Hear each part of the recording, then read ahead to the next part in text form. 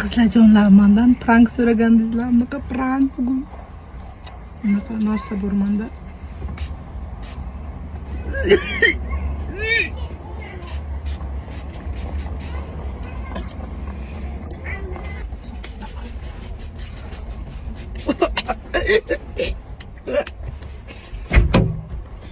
Neyse magazinde. Neyse. Hadi sesini al, bir yaxshi durib.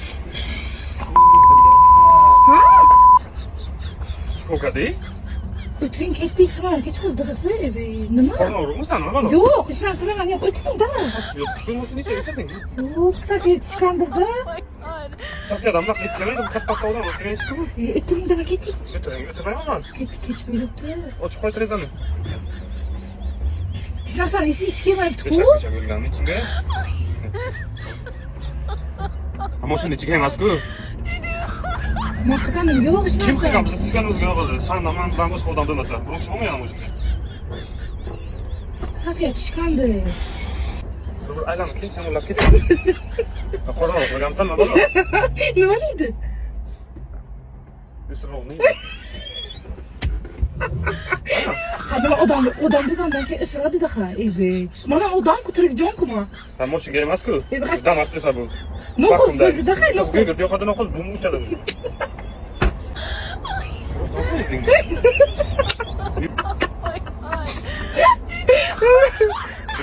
O'tiring. Menga qarang, o'tiring. Siz qo'yaverasiz, men gapirmayman-ku. Qachon qo'ydim? Yonimga qarang. Hayot, tomanda qasas qo'ymaganman. Menga qarang.